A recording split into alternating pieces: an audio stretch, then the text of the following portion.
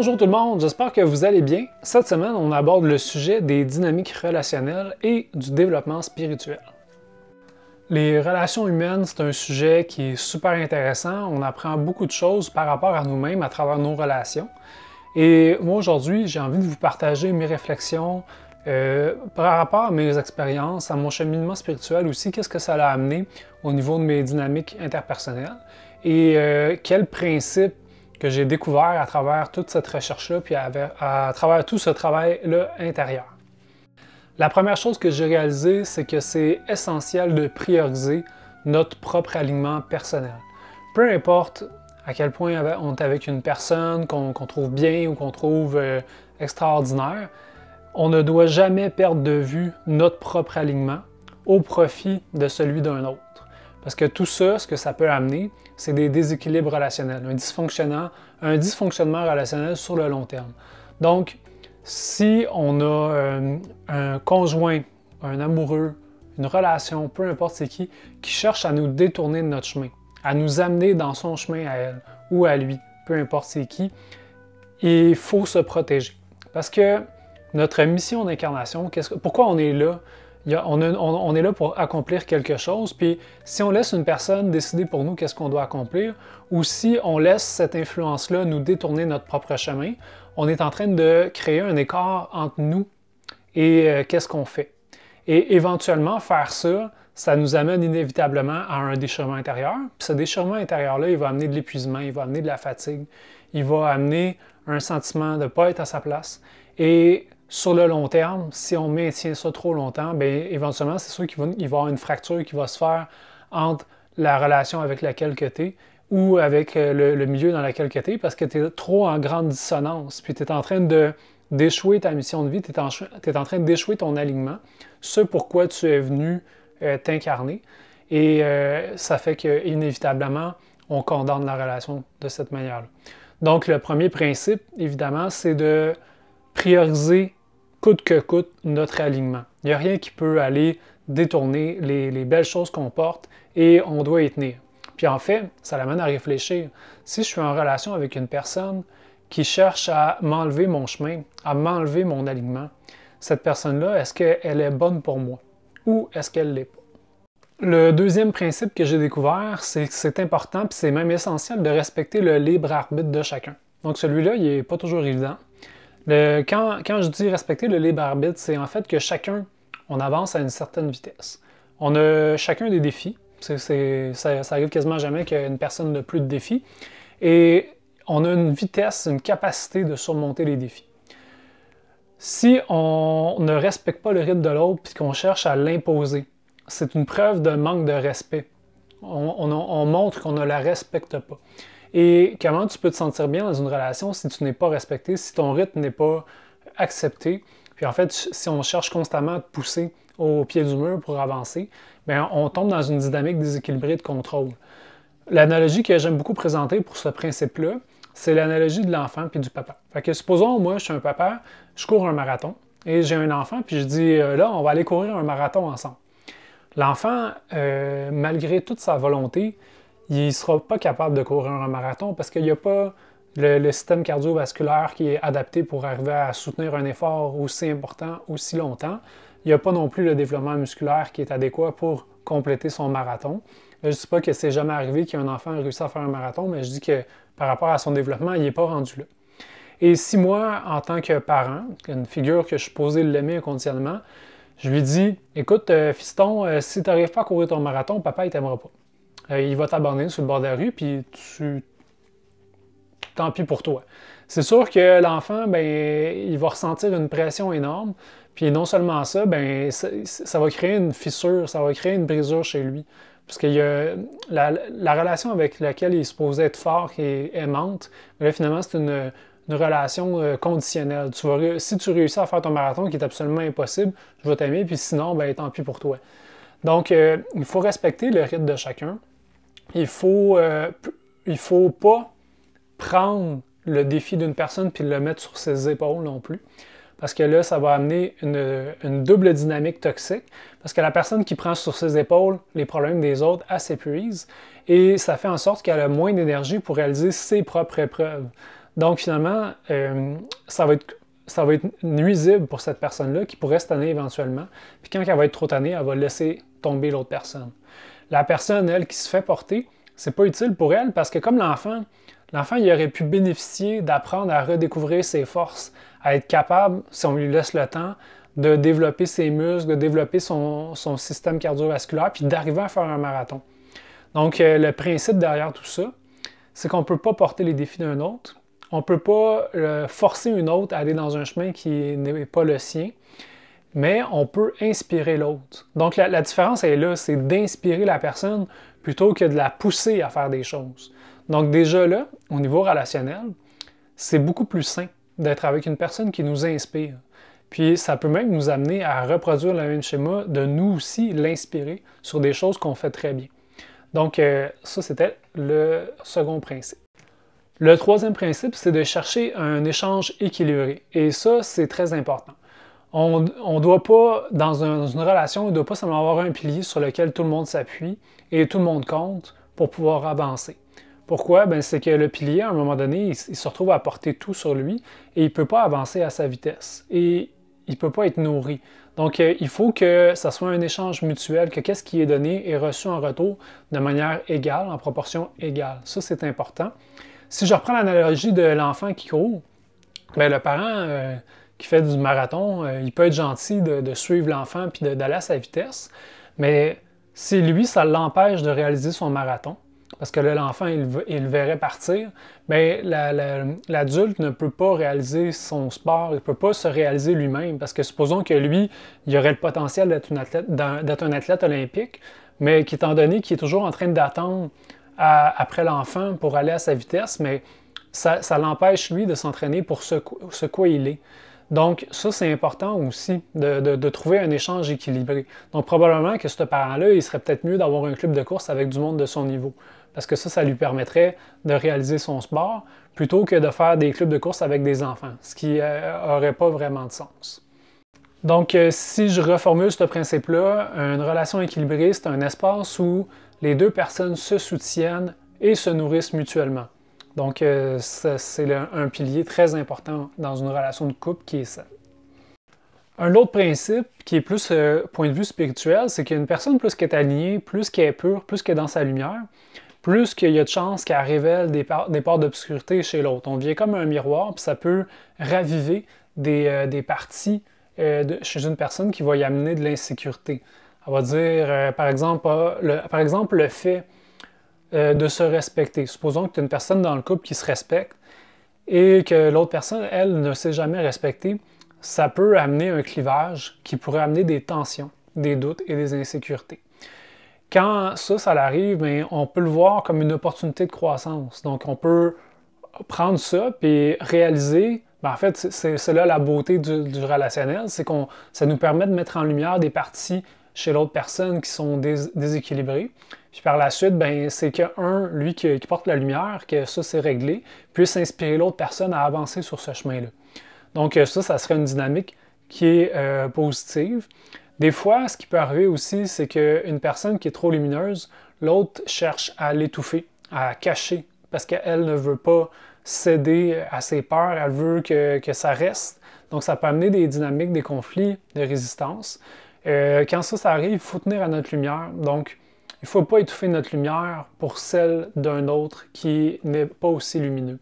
Pourquoi? Ben, c'est que c'est contre-productif. Pour nous, on ne recule pas comme avec l'enfant, on ne ralentit pas pour l'autre. Fait que c'est important de respecter ses limites, respecter sa lumière, mais il faut être conscient que ça peut arriver. Et si ça arrive, mais il y a toujours l'idée de construire avec ça de manière positive et ça peut amener un lien qui se renforce sur le long terme.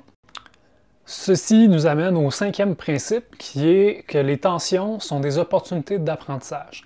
Donc, plutôt que de voir les tensions comme des échecs ou des choses qui ne vont pas bien, bien, en fait, c'est des invitations à se comprendre un peu mieux.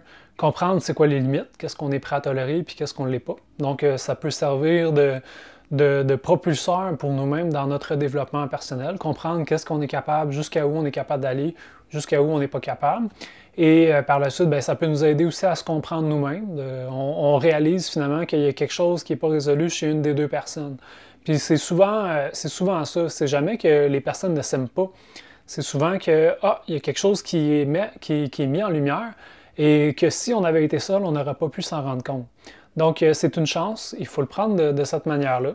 Et aussi, encore une fois, il faut respecter ses limites. C'est sûr que si l'écart est trop grand, puis que, en fait, ce qui est demandé, c'est beaucoup trop important par rapport à ce que la personne peut faire ou qu'est-ce que la personne est prête à faire, bien là, éventuellement, on prend une décision. Mais de le voir comme ça change beaucoup la dynamique. Cette compréhension-là qu'on va avoir à travers les tensions dans laquelle on va naviguer, ça peut être précieux parce que supposons qu'on réalise que m'engager dans tel type de schéma, c'est beaucoup trop, c'est sûr que ça va pas aboutir pour moi. Donc, quand on est dans des climats de tension comme ça, peu importe c'est quoi l'issue, des fois on reste ensemble, des fois on se sépare de la personne, bien, on va avoir appris sur nous. On va avoir appris c'est quoi nos limites, qu'est-ce qu'on est prêt à porter, qu'est-ce qu'on est prêt à ne pas porter. Et ça peut nous servir pour nos relations futures. On ne va pas s'engager dans des choses qui nous ont amenés dans cet écart-là qui est trop important. Donc, il faut encore une fois le prendre comme un apprentissage personnel et non pas nécessairement comme un échec. Parce que des fois, on a l'impression que quand il y a des tensions, on est en train d'échouer. Puis, c'est pas toujours le cas. Des fois, on est juste en train de réaliser des choses. Donc, changement de perspective, on voit ça comme une opportunité, une opportunité de pouvoir grandir. Un autre principe qui est pour moi un des plus importants, je crois, c'est de s'entourer d'un environnement qui est soutenant.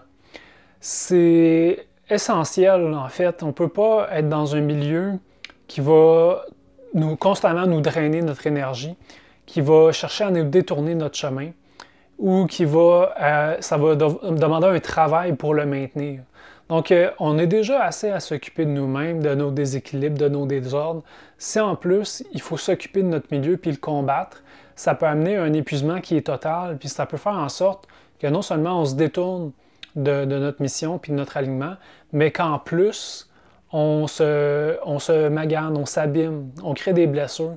Puis, quand on réalise cette importance-là, le fait de s'attacher à rester dans un environnement qui est toxique pour nous, qui ne nous soutient pas, qui nous combat sur toutes les décisions, sur tout qu'est-ce qu'on est, il n'y a pas de possibilité d'épanouissement.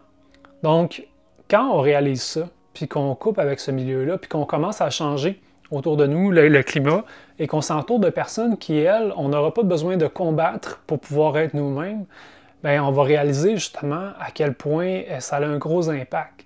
Donc, s'entourer de gens qui vont nous supporter, qui vont nous encourager, c'est aussi essentiel et c'est important.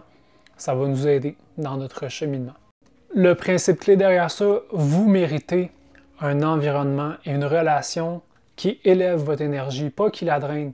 Vous êtes digne de vivre ça, de vraiment vous sentir soutenu, aimé, propulsé. C'est faux que vous méritez d'être dans un environnement qui est toxique pour vous, qui vous combat et qui vous nuit. Donc, c'est une grande leçon pour moi de justement réaliser que je mérite d'être bien.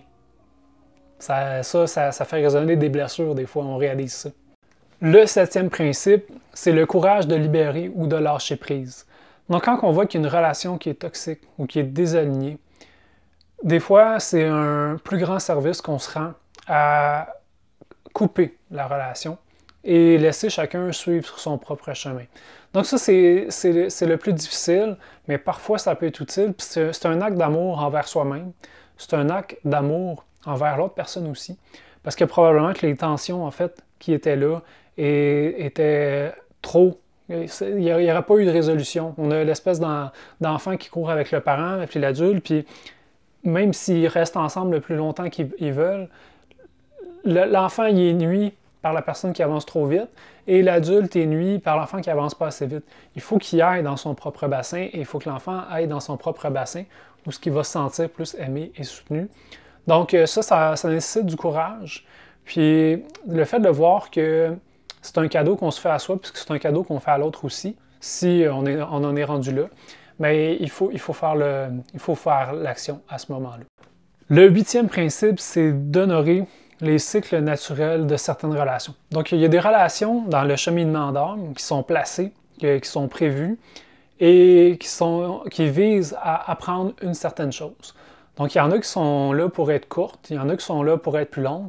Donc, il faut respecter ça.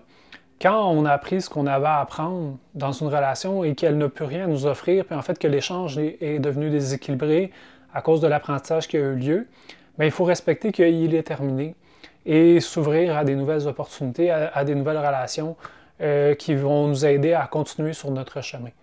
Donc, ça aussi, c'est difficile parce qu'il y a de l'attachement, il y a des liens qui se sont faits, mais quand on est rendu désaligné et qu'un est toxique pour l'autre et qu'on n'est plus sur un chemin commun, ça devient important d'accepter de lâcher prise parce que sinon, bien, on va stagner, on va rester dans cette dynamique-là qui ne nourrit plus, qui ne fait même plus partie de notre cheminement.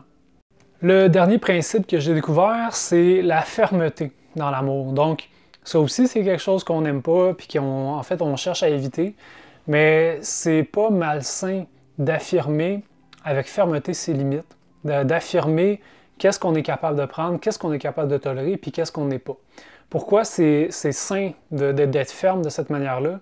C'est qu'en faisant ça, bien, on est en train de créer un espace qui va être propice, nous, pour notre épanouissement, mais qui va être sain aussi.